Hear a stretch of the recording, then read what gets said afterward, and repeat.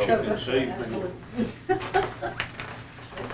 So, Mr. Waldrop. Hey, thank you. Okay. I got two short pieces and one that's, if I can remember it, that's even shorter than that. Some of these may be viewed as irreverent, but I kind of hope not. But it's not a big deal if you think it's irreverent. Just go ahead and think it.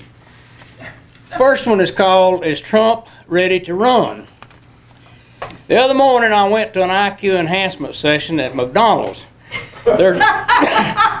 Y'all should go now. There's a session in the back during dining area of the restaurant almost every morning. I've tried to get by with just one per week. Old Dale leaned over to me and whispered, "Get enhanced all you can today. I hear the hospital's trying to take this thing over and charge daily fees." What'll I do if that happens? A few minutes later, Richmond turned to me and asked furtively, whew, that's a good word, ain't it? "Have you heard that Trump plans to run in 2019? "No." I replied, "How could he do that? The next election is not until 2020. He hit me with an explanation I had not expected. Trump has amassed a small fortune from his base to set up a 2020 campaign. But he's not a total fool. He hears Mueller's hounds drawing closer and closer to his heels.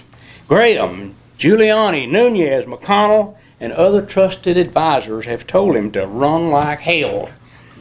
Immediately, somewhere. Reckon Trump is actually about to run?"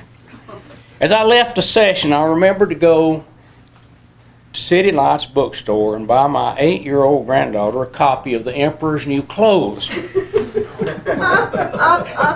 I look forward to hearing her interpretation of that fiction. I will listen closely. Children seem to see things that adults can't or won't see in a book like that.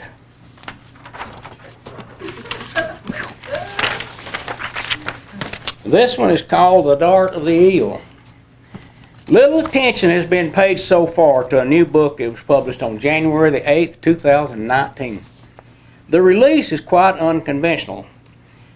No press releases, no book signings, no ISBN number issued, self-published, self-edited, no royalties arranged. The author? Donald Trump.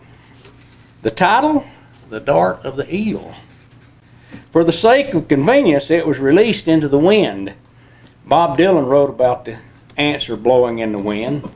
Now we have the dart of the eel blowing in the wind.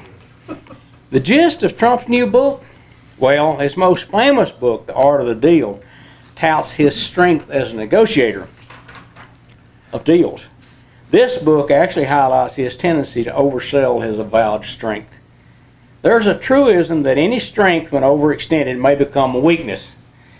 It's clear that Trump may have done much more coercion of weaker adversaries in his life than he did negotiating for the benefit of all parties involved. The art of the deal may even be more fiction than fact. Now, as the dart of the eel reveals, there are too many factors, including collective national intelligence, that are unrecognized by Trump. They are beyond his command. For perhaps the first time in his sheltered life of privilege, he is unable to force his way on people. Can Trump make any money from the book that is written on the wind? On the bright side, though, he has made the book available for free to anyone who chooses to read it. Millions already have. In a way, it is a bestseller. That's it. Except for this one bit of frivolity. This is, I sit around and write this stuff sometimes. This is, you see, this is short. Why did the young boy walk into a bicycle shop and say, "Vup, vup, vup, vup, vup"? Anybody know? His parents had told him that if he wanted a bicycle, he would have to save up for it. Roll your eyes.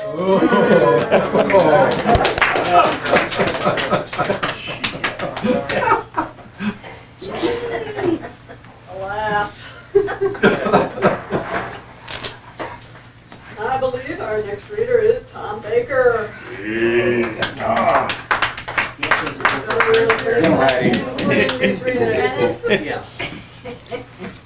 I don't know if it's good or bad to follow you sometimes. You know? Don't worry about it. That's Nothing it. worse. Yeah, that's true. All right. I'm not going to read anything from the books or anything or the memoir. I've got a little piece of poetry that I attempted to write here. Where's she at? Back there she is. Okay. Poetry. Yeah. And yesterday was my beautiful little peace hippie's birthday. 39, I think. And so I wrote this. And so share with me. Try not to throw shit at me, whatever. Right. The shared journey. We pass through time as if in an old sailing ship. Two ships, really. Their high masts tightly bound together with strong cords of love and lust and life. Our sails are a little tattered and worn with patches like scars, but the stitching is strong, and they catch the winds of life well, moving us forward towards the home port, hidden in the light fog of existence. A lighthouse made of hope and peaceful ideals shines through the dark clouds, guiding us away from the perils that line the rocky shore. An old soldier stands guard on the port side of the bound together vessels. His rifle is not at the ready, but it is slung across his shoulder just in case. He has several wounds from battles fought both at home and abroad, but his eyes are bright as he scans the future. He rests one scarred hand on the gunwale which sits above portholes protruding slightly rusted cannon. The deck planks groan under his combat boots, sounding like the lonely call of taps. A beautiful woman stands near the railing on the starboard side of the ship. Her hair shows gray, but her stance is proud as she looks to the sky where the white doves flutter above with olive branches clutched in her claws. Her dress is white and the cloth ruffles in the warm breeze of peace and love. A song of harmony fills the air around her as she too scans the future. The great pairing of ships is steered by single rudder. A hawk and dove stand either side of the solid oak guidance. The seas are calm compared to the many storms both ships have been through. The sun of love and hope peeks over the horizon, and a warm breeze fills the sails as our ship of togetherness rounds the next bend, always searching. That's it. All right. That's a love story. I won't read that PJ's now. All right. Win Henderson. All right.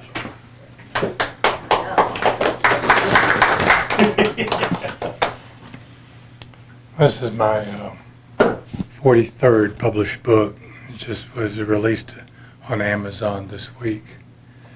And I didn't get rich on the first 42. I know that feeling. The definitive guide to recognizing and avoiding romantic relationship scammers and catfishers. Everything that you wanted to know about romantic scammers but did not know who to ask. This is a real problem. You may not realize that you may not have been scammed yet, but people from other countries are taking millions of dollars out of the country and robbing the bank accounts of men and women of all ages in our country. And my mission is to help to the point that I can to let you and everybody that you know how to recognize a scammer and how to get rid of him. So, Let me read you the start. I'm not going to tell you all the good stuff. You got to go either to the bookstore here or to Amazon to buy it to find out the really good stuff. But I'm going to give you a taste of what we're talking about. There are basically two types of scammers that you need to know about. The first is the homegrown scammer, who is a real person and with whom you have the opportunity to meet face to face. Now, this type of scammer can also be catfishing you, but the actual person is real and you could possibly meet him or her. The second type of scammer that I'm writing about in this book is the professional international criminal scammer with whom you will never meet because the catfishing that he uses is not real. This book is a new, updated, and enlarged edition of Intimate Connections, Romantic Relationships, which I published in 2014. And it's after the first part that tells you about scammers, I've included that book in the back. So you get to buy two books for the price of one. Recently on Twitter, on my Twitter account, and that's at Hugo the Artist, I tweeted, "Loneliness is worse for your health than smoking or obesity." But I could have added many other addictive behaviors, and of course this is true. What follows is how that statement relates to this book. When you are lonely, you set yourself up for being a victim of scammers who promise you a way out of your loneliness by providing you with a relationship. However, scammers just want your money, and what they do to you is terrible to your health. Not only is it terrible for your financial health, but it's terrible for your emotional health, your mental health, and your physical health. The other underlying issue of loneliness is beyond the scope of this book, but to identify the cause of your loneliness and get rid of it, I would refer you to my free iTunes podcast to understand how you can fix the problem. And the name of that podcast is Freedom from Addiction.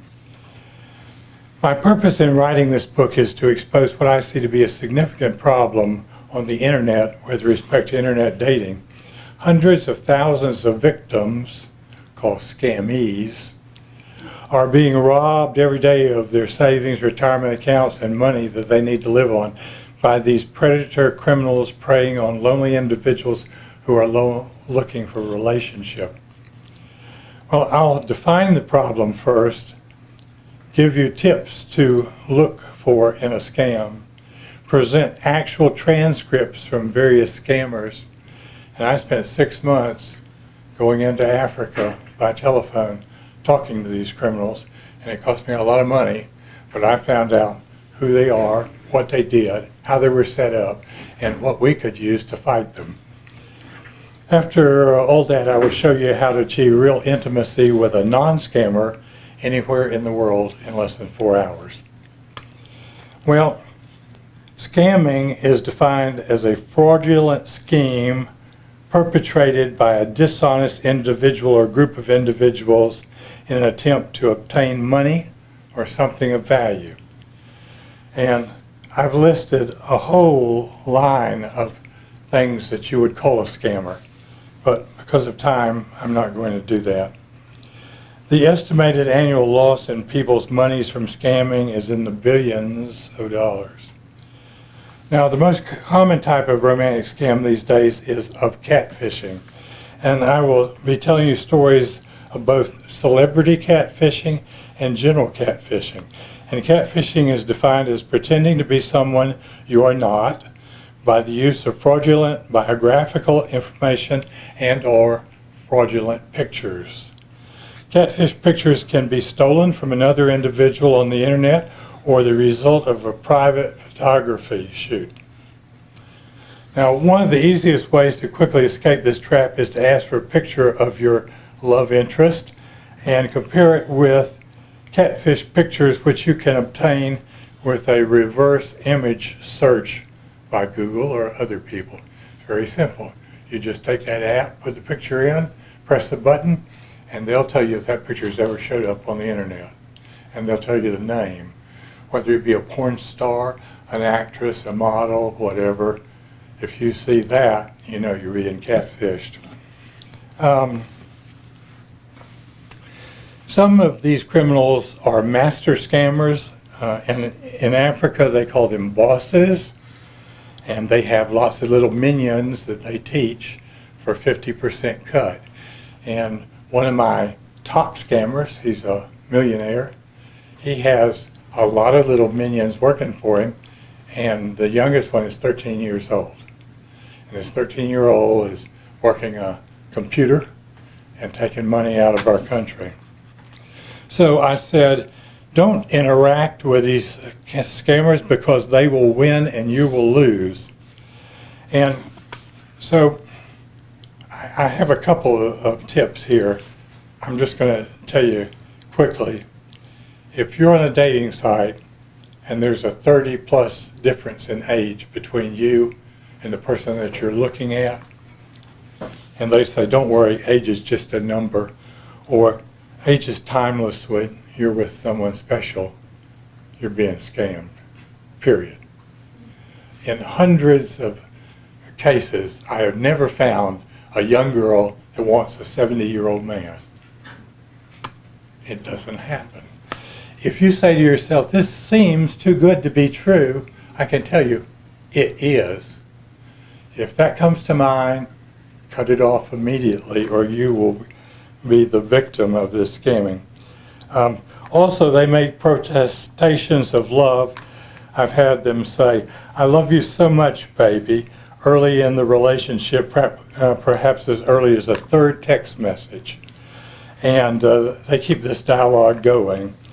The scammer starts with a lie and then continues lying the entire time. And so I would say to you, if in any relationship, either personal or internet or any kind, you tell a person, I'm not a liar, I don't like liars. If you ever lie to me, the relationship is over, period.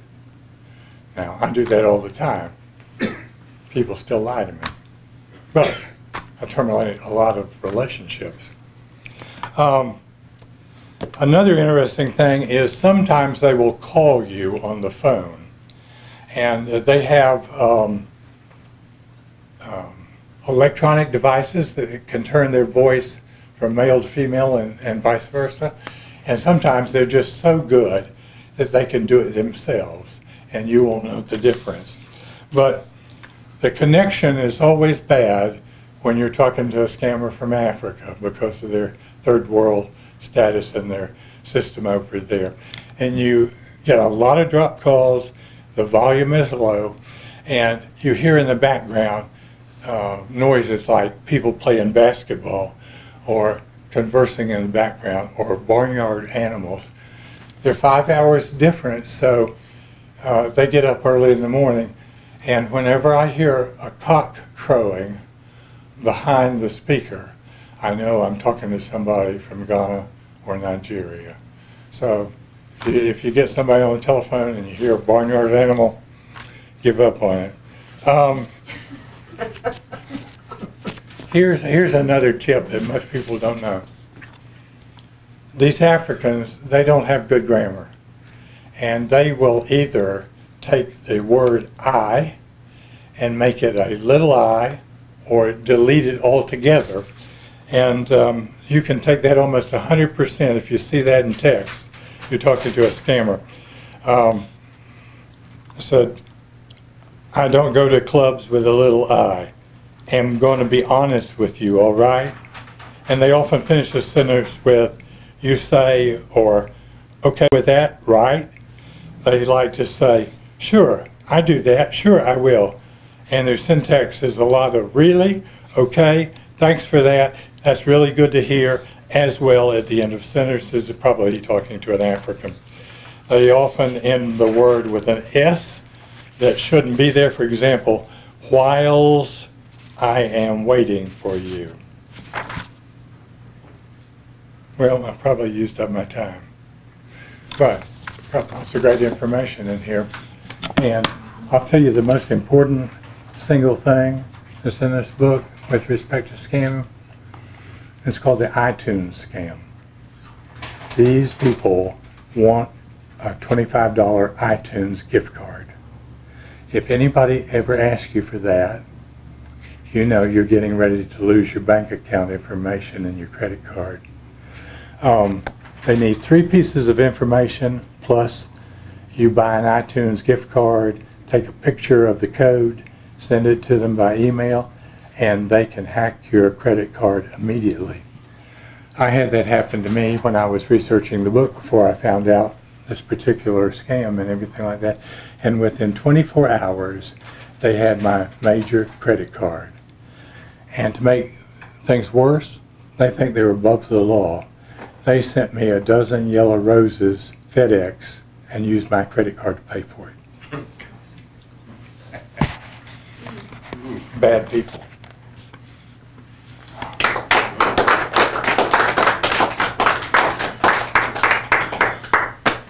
Matt Nelson. Good man.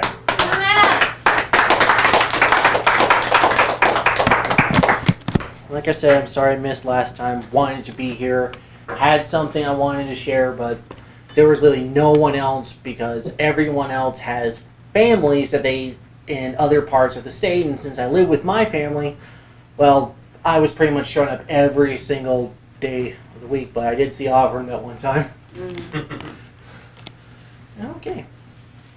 So I'll be continuing with my various forms of poetry, and this was a request by my friend Lizzie. Don't tell her who it is. I always like for them to guess who it is, but surprisingly, it's not quite as dark as you would think it is. And unfortunately, when I shared everything with Miss Casey, she said she was kind of stunned. I'm like, sorry. Okay. Long ago, I asked, "Is there anybody out there?" And I received an unexpected answer. It was when I was waiting for the worms to come out to go fishing when it happened. A being bathed in gold walked across the grass with high hopes for me if I was ready to be one of the few to look at the stars and not feel helpless about being on Earth. At first I didn't know what to think, but I was tired of the crying song of humanity, and without help more blues were on the way to keep people from finding happiness. Sure, it's easy as saying, I said, sure, it wasn't as easy as saying, let there be more light, but a challenge is good for the soul. So, like an explorer with the newest interstellar drive, I want my quest to begin at once. Meeting people, on the turning away from ever finding out their life's worth when it can arrive like a blast of quicksilver lighting ready to shine beyond the hazy horizon. Where there are too many days where hope is obscured by clouds, unwilling to take happy shapes, often causing many to say goodbye blue sky without looking for the few radiant slivers standing fearless among the vast gray and inviting all to feel the loving warmth of the world. The problem is that signs of life aren't much better than watching a herd of zombies, with a few bright souls like myself feeling marooned among the sea of constant despair, producing an unknown amount of unsung heroes, unsure if they should convince others to smile. But if we keep talking without summoning a frown, more will find the joy instead of not frowning, said to melt the terminal frost, blocking the golden rays of the future from warming the wasteland. Now my task of converting the comfortably numb into shining stars isn't very easy, as I can't go around going, "Hey you," while expecting a lukewarm smile on top of a blank stare. It's like trying to reverse brain damage from an old rock buried below ground, with only many breaks to breathe deeply when I get the smallest bit of interest from random travelers wanting a friend. It would be so nice for the sky to open, revealing a deep azure ocean without any clouds, almost like the universe is telling our world we don't have to stay in this world as slaves. Among the fields of sorrow, wanting the workers to remain as they are without knowing love. One thing I've seen is that the lost souls think the path to joy is over too many burning bridges, where money works better than water at parting the blaze to see how far the road really goes, and how much time it will take to find another path, instead providing a dancing illusion of happiness. It's almost like someone said, "Welcome to the machine of life, and don't break because you can't." Not wanting to be a filler for the empty spaces of the unknown, people fall in line hoping to last long enough to pass the trial others created without a jury to provide an escape from evil. Sure, I've seen a few run like hell to a place where no one knows how deep their hole was, so before life comes calling back into the real world, and said, with old and new problems at once, and the once proud wanderers are lost for words when they realize they need a new friend's help.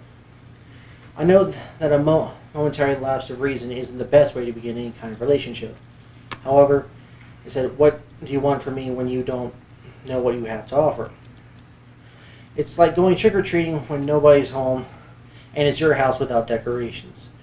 So, he said, trust, and you'll remember a day when you didn't have to worry about anything bad, and relax. He said, when you paint the world any color you like to prove darkness has been conquered, or have a cigar to pass this moment and go back to your miserable rut. So while your friends escape with a lot of wish-you-were-here letters without any form of return address anywhere. No matter what happens next, the show must go on, and there's always a chance for a change to the party sequence where everyone has had a good time and wants to keep doing new things. Almost like going to the dark side of the moon and finding it's covered in gold and jewels. Even a saucer full of secrets can do wonders for anyone wanting to find a moment's peace before heading to the great gig in the sky and be very much alive. It said to help with the gathering of others. It said to help bring more lost souls out from under the eclipse that had controlled their meager lives, from one slip forcing me down a road no one wants to be on despite it being very well kept. Come along with me and we'll leave the echoes of society behind, said, for those made of gold. It doesn't matter if you're on the run to nowhere. The act of trying means escape is possible. With every smiling face, it said taking another brick in the wall out to turn it into a bridge to paradise. Stoking the young lust we all had when we thought we could take on the world no matter what. Even though we're physically past childhood's end, a song in the heart still chases away gloom. As holding on speaks louder than words spewed from those quickly hoarding happiness away. It says, think of having your old nightlight to keep the monsters away while you dreamed of better days, while you were learning to fly to a place where despair never reached and waited for you for many days, like the scarecrow waiting for its farmer to begin the next harvest, within the fields, caressed by a pillow of winds, inviting all for a peaceful rest, without thinking of their old lives, while two suns in the sunset bathed the land in their warm light, and many colors sweeping across the world, like the contents of a paint box being carefully placed on a lonely canvas, where the growing smile serves as the brushes, painting the hero's return from darkness. Please remember me, and you'll find the way to joy even if I'm not with you very often. Don't think that you'll never make the final cut, as all are welcome to join the gentle light, where many are coming back to life in a place where you never grow old or tired. However, don't leave too many things left unsaid, or the road will be much longer than it needs to be, and saying goodbye, cruel world, will barely leave your lips before taking your last pathetic breath, before joining the mudmen who realized too late that the door to the future was already open. I told my golden friend, point me at the sky to show me the journey's end, helping others, and I knew the happiest days of our lives are meant to be shared with everyone around us. Wow. He said, just think like a butterfly and float on, sharing your grace, and soon the warmth will quickly grow, providing you're remembered to shine on, you crazy diamond.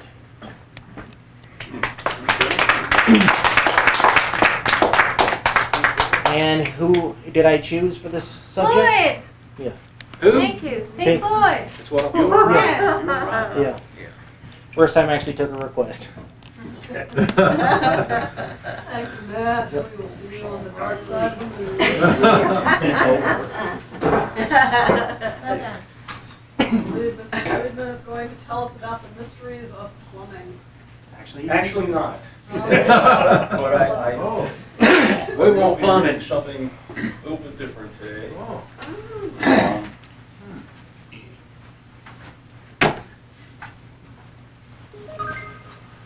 So I'm not, I've fallen behind in my writing and truth about plumbing. So I thought I would divert into something actually that I have that I wrote in 2015. I'll start out by bragging a little bit that in 2015, when Bernie Sanders first announced that he was running for president, I predicted that he would win, even though he was polling at 4% at the time. And anybody who knows me well and knows about my politics knows that I'm all about Bernie Sanders. And I know that not everybody's going to agree with me, but I guess I'm going to force you to suffer with me at this point a little bit. And I'm going to have a little spoiler alert at this. My prediction at the end that Bernie Sanders would win proved wrong, of course. That's how I end this article. However, I will contend that it's not over yet. and that in many ways, Bernie Sanders did win because he shifted the entire political spectrum in the United States of America, and issues are being talked about now that never would have been talked about had he not run. And so with that in mind, I will read this essay that I wrote back in 2015. And it's entitled "The Power of Truth in the Bernie Sanders Campaign." It's fascinating to me to watch and participate in the dynamics of the Democratic presidential nomination process in 2015. At age 65, I've seen many of these contests, but never one like this. At a much earlier age, I read and studied various accounts of the life and principles of Mohandas Gandhi, including his autobiography. One principle that permeates all these writings is Gandhi's belief in the power of truth. He believed that no system of propaganda, no military force, no form of economic or political manipulation could ultimately stand up to the power of truth. Gandhi didn't define truth as having monopoly on knowing the nature of reality to the exclusion of all other perspectives in life. Rather, truth is defined as being true to oneself. Decades before Bernie Sanders declared his intention to run for president of the United States, he developed a belief in the virtues of what he calls democratic socialism. He deeply believes in the injustice of the extreme economic inequality that exists in our country. That basic belief system and his system of justice laid the groundwork for all subsequent positions he formed on the major issues confronting America today. This includes his advocacy for a single-payer healthcare system, his opposition to the Keystone XL pipeline, his opposition to corporate-designed international trade agreements, his plan to break up the big banks and reinstitute the Glass-Steagall Act, his opposition to the death penalty, his plan to end marijuana prohibition, his plan to reform the criminal justice system and end institutional racism.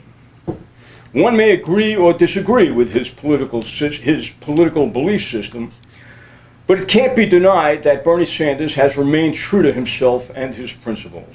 Throughout his campaign season, Sanders has maintained the same positions publicly and privately, regardless of where he speaks or to what audience, be it a diverse crowd of 30,000 in Boston or a congregation of students, faculty, and administrators at Jerry Falwell's Liberty University in Virginia. Such is the weight of the truth in his message that its gravity has transformed the entire political landscape in a matter of months, reversing decades of backward dialogue in the Democratic Party, the news media, and to some extent, even in the Republican Party. Before 2015, could anyone have imagined Rick Santorum declaring in his appearance in the pre-debate forum of the fourth Republican debate that he is a free market capitalist, not a corporate capitalist? Over the months since Sanders first announced his candidacy, we've witnessed his meteoric rise in popularity. Huge, unprecedented crowds forming to hear him speak. Other candidates changing their messaging in an attempt to co-opt the excitement he's generated, and the corporate news media reacting in a threatened and defensive manner. One of Gandhi's frequently quoted observations is being played out clearly before our eyes now through the 20th 21st century technology, providing social media networks, grassroots YouTube video virals, and good old-fashioned word-of-mouth grapevines. First, they ignore you, then they ridicule you, then they fight you, then you win. We've watched the corporate mainstream news media first try to ignore Bernie Sanders. Most mainstream news outlets simply did not report on the whirlwind revolving around his candidacy. Polls showed his support growing were not widely reported. The enormous crowds that gathered wherever he went were intentionally downplayed and underestimated. Even national public radio, NPR, now largely corporate funded, would report on Hillary Clinton as the presumptive Democratic nominee, as if she had no real opponent. Sanders' name would not be mentioned, not only by the news media, but by the candidate herself, as if through omission he would somehow go away. That didn't work. It became an embarrassment for the media industry to ignore this developing political phenomenon because so many people were getting their news information from alternative sources, mostly on the internet. NPR was so flooded with indignant complaints, they actually issued a half-hearted public apology. So the tactic changed to ridicule. The reporting became distorted to imply there was no diversity in the crowds who came to hear Sanders. They were just ex-hippies and pot-smoking members of the younger generation. They weren't political activists, they were fans of the enigmatic and eccentric old socialist. His campaign was just another flash in the pan and would soon dissipate as the inevitability of Clinton's victory would become more apparent. Any rise in Sanders' popularity was attributed to Clinton's problems with her email scandal, not to the resonance of his powerful economic, social, and environmental messaging. But the movement forming around Sanders' candidacy continued to grow exponentially. By the time of the first scheduled Democratic presidential candidate debate in mid-October, polls consistently showed Sanders ahead of Clinton in New Hampshire and in Iowa. Nationally, Sanders was within single digits of Clinton, and there was still a large percentage of the population who was unfamiliar with the senator from Vermont. The difference in the national polls was most likely attributable to Sanders' lack of name recognition. The Clinton campaign was panicking. Bernie Sanders had become the center of political gravity in the nation.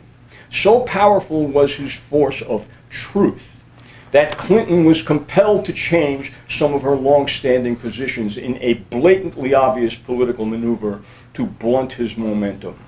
Although until just weeks before she had repeatedly vowed not to take a position on the Keystone XL pipeline or on the Trans-Pacific Trade Agreement, she reversed herself and came out in opposition to both. This was truly remarkable since she had been instrumental in the negotiating process of each when she was the Secretary of State in the Obama administration. Ridicule had not worked. The Wall Street-funded Clinton campaign and its surrogates in the news media now turned their guns on Sanders and his movement. They began to understand they would have to fight for political survival, and the narrative changed. Bernie Sanders can't win in November. A socialist will never become president in the United States of America. If the Democrats nominate Bernie Sanders, Donald Trump will become president. A campaign of fear and coercion replaced the ridicule and passive denial. During the first debate, Hillary Clinton attacked Sanders, attempting to portray him as soft on gun control, ignoring his D- rating from the NRA, distorting his position on various bills in which he voted no due to technicalities in language or multiple issues that were included in the legislation. She attacked him for not being a proud lifelong member of the Democratic Party, despite the fact that she began her career as a Goldwater Republican. After the debate, she held a series of press conferences in which she attacked Sanders with implications of misogyny for his plea to stop shouting at each other. He, of course, was referring to his often repeated call for people to sit down and find common ground that would lead toward a solution of keeping guns out of the hands of those who shouldn't have them. Sanders remained true to himself during the debate, continuing to inform the public about his consistent positions on issues of war and peace, the economy, the environment, criminal justice. He famously refused to attack Hillary Clinton on her email controversy, repeating that there were real issues that needed discussion that were important to the lives of American people. The corporate news media created a false narrative, continuously reporting that Clinton won the debate, no less certainly than the Kansas City Royals won the World Series. Ignored were the network's own polls indicating that a huge majority of the viewers thought that Sanders won the debate. New manipulated polls were released showing Clinton taking a commanding lead. Some of these polls were deliberately taken exclusively on landline telephones that are owned disproportionately by demographic groups that tend to be more favorable to Clinton. As a result of this narrative and Clinton's performance at the Benghazi hearing held by Congress, there was a surge in Clinton's popularity reflected in subsequent more legitimate polls. But the news media has generally failed to point out that her popularity has not come at the expense of Bernie Sanders' popularity, which has also continued to steadily rise as more people become familiar with him. While Bernie Sanders' truth has long-standing consistency, his long-standing consistency on the issues, and his scandal-free reputation have protected him and boomeranged the name-calling and the false allegations by his powerful opponents, the same cannot be said of Hillary Clinton and other candidates who have already dropped like flies in the wake of this ongoing campaign. We're already beginning to see Clinton reaping some of the consequences of her political maneuverings. Statements, positions, and tactics based on perceived political expediency rather than on being true to oneself can come back to haunt a political candidate. Since the first debate, several major independent polls have been released indicating that Bernie Sanders would win the November election and would be a stronger Democratic candidate than Hillary Clinton against the leading possible Republican opponents.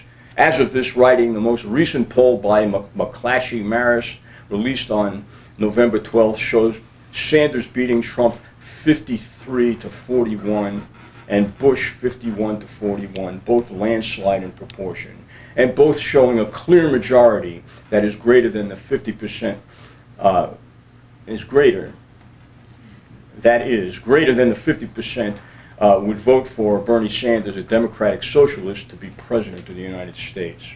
The Clinton campaign has invested much of its post-debate credibility in the argument that despite all their agreement on the issues, Democrats should not vote for Bernie Sanders because, quote, he can't win, unquote. That narrative has been, their narrative has been that smart Democratic voters should not be purists and vote their consciences in the primary elections, but rather they should vote for the stronger candidate who stands a better chance of winning in the general election. With that argument, if current trends continue, the Clinton campaign, not true to itself, may have maneuvered its way out of winning the Democratic nomination. Mohandas Gandhi will have been proven right again, and then you win. Thank you.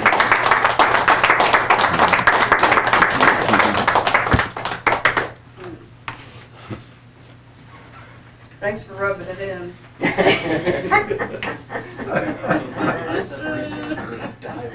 Congratulations, you were We there. have two more readers. Our next is Ron Cantrell. Thank you. This is my first time coming to the open mic night here. Welcome. Oh, thank you. And I was at a bit of a loss trying to decide what I wanted to write about. And last night I was thinking about a conversation I had with my grandfather recently. As is becoming, sadly, more and more common, I'm someone who did not necessarily know their father for who he was, due to various mistakes he's made in his life and continues to suffer for. And yet, despite knowing this worse version of him, I was always told that he still loved me and my siblings somehow. And I never really understood that until I thought about it last night. And I'm starting to understand more and more how much of him I really saw and how much of it was just his addictions. So I wrote this short story, not as an autobiographical piece. It is entirely fictional, but with that mentality of how a parent could love someone and still be so destructive to their lives. And I hope everyone enjoys it.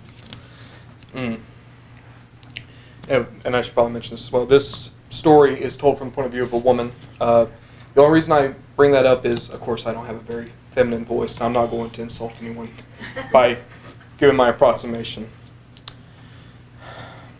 In my all too numerous moments of solitude, I see that little cabin.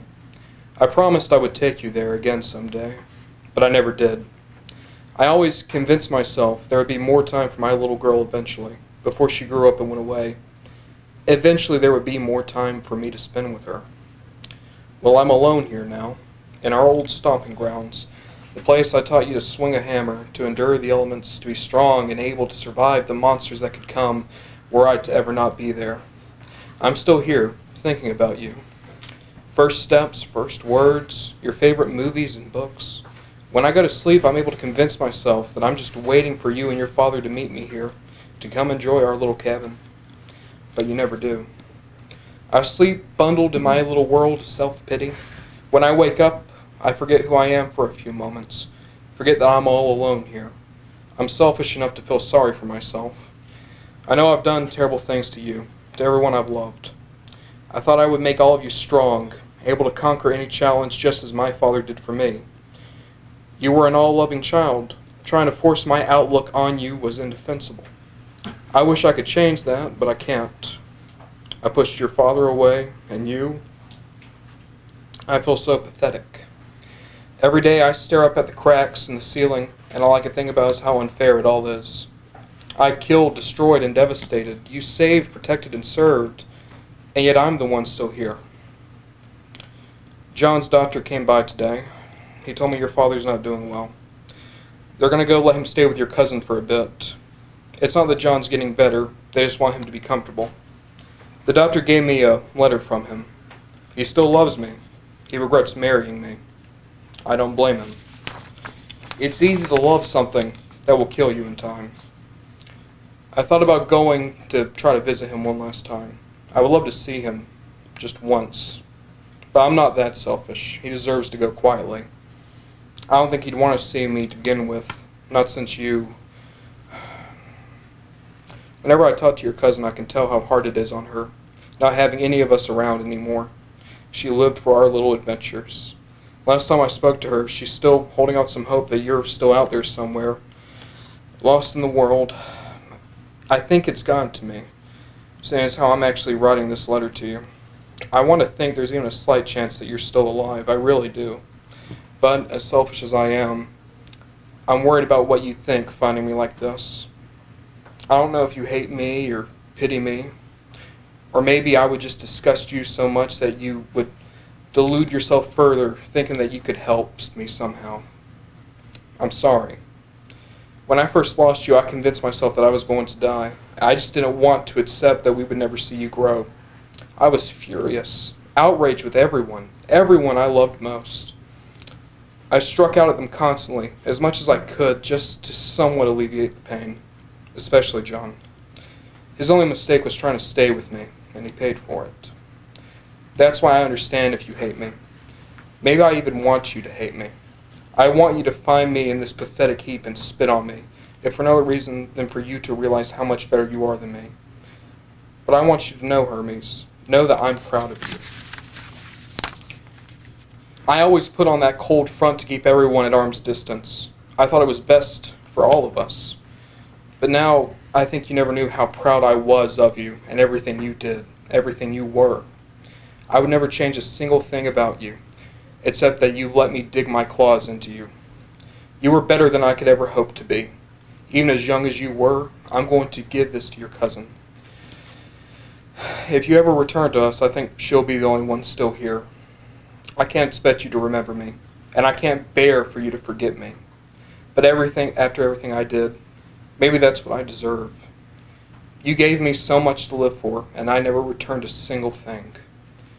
That's why I want you to be able to live for yourself now, if you're still here. Find your own path, Hermes. Don't let me ever dictate what you do ever again. You made me prouder than you could ever imagine. Love, Mom.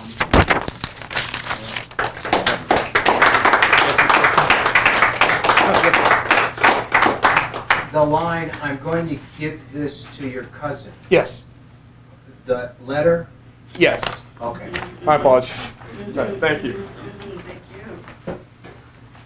Consider our final reader is Sherry Durando.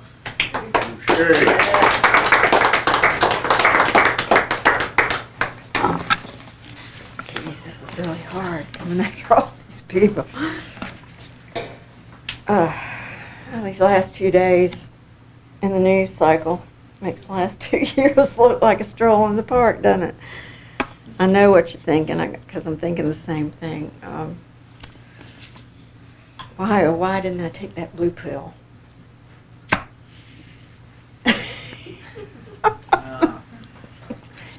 Nobody gets it. Okay. You do. Matrix.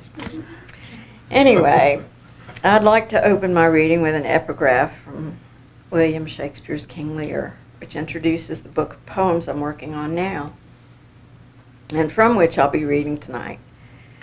The book's entitled Oubliette, and it's from the French meaning place of forgetting.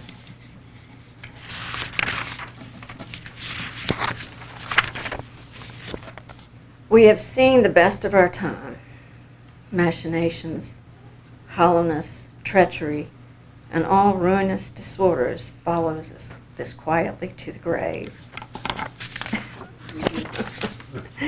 Bummer, huh? So the first poem I'll subject you to tonight is written in sonnet form, mostly. You'll probably know that Southern mockingbird is also called a mocker for short, hence the title of the poem, Southern Mocker. All it took was just a foot through the door to bring that kamikaze gunmetal down on you in zigzagging squawks you swore could have come from a territorial battle years ago.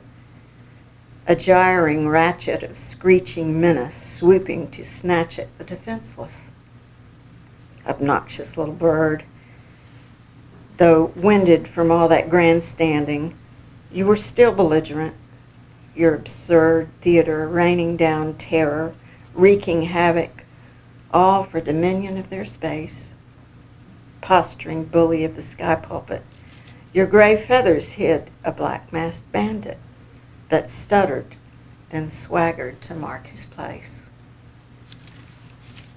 This is the second part of it. The dance. A mocking, foraging two-step, wings spread into a militant display. It's only intimidation, some quip, while others claim it's done to flush out prey. He careers from his elevated pitch to thrash on the ground, an affectation that diverts attention. Then with a twitch and a flap, he shrieks an imitation of hawks or shrill alarms or rusty gates. Then a wheeze, a cluck, and a clipped sound dash. Whether Morse for help, a call to his mates, incitement to row, or buckling swash from a bush. It's still hackberry blather, an airy twigged by birds of a feather.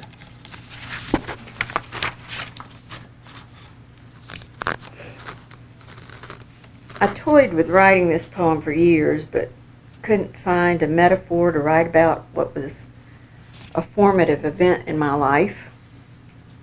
Then I reread a short poem I'd written for another volume, one that made me feel comfortable writing of life's unpleasant truths. This poem is called The First Ugly Thing. Along the unfinished margin, the pull of a single thread can determine the grain. like finding one's bearings relative to a fixed point. A material geometry that reveals the direction of the weave along which the cut of the fabric determines the wear and life of whatever you make of it. Fumbling along the ragged edge is a tedious search for the strand which must be tugged gingerly lest it break as it's pulled, till it's removed completely from the fabric and all that's left is a channel, a line of orientation along which a pattern can be fixed. But the configuration of consciousness seldom lies at a right angle. The measure of our convictions not always squaring with reality, like a child's belief that everything family is good, safe, beyond reproach. That a wild-eyed man whose speech slurs as he drools blood can't be the relation he is, because then her world would be skewed, off kilter, the ugly insinuated into normalcy, and no longer reserved for what's foreign. A disorientation brought on by the tension between the inflexible grain of the warp that's always perpendicular to a world aligned with the woof.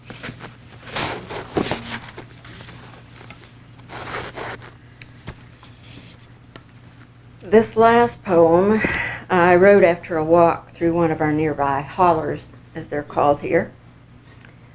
I think its meaning will be obvious enough, considering the royal of current events. I call it a hollow walk. The laws are mine, not thine. Who can arraign me for it? William Shakespeare said. The busy arms of a wily spider twist and fold beneath the timber as it adroitly flocks its glossy thread into furry mold. A flimsy display between rotting wood and a crag that curves a trace ruching a hollow. Stealthy little architect, so good at spinning and stretching its design, like some pernicious big top that's collapsed, barely noticeable on a trail, till its toil brushes against you, however slightly. Then its industry is laced, but with poison, and the perambulatory genius, once peripherally tucked, ahead of the frism, naturally. A shadow fleetingly obvious as it skitters from behind the bark of a pitch pine, along the silken line by which the wary judge its nature, the only sign it's ever been there, except for what it leaves in its wake.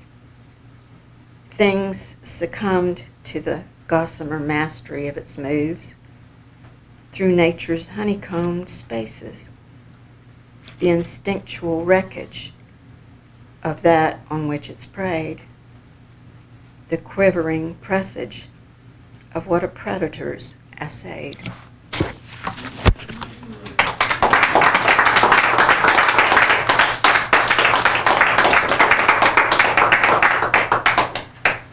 Thank you, ma'am. That wraps up our reading for this evening. If you all would like to come and have a cookie, I will go.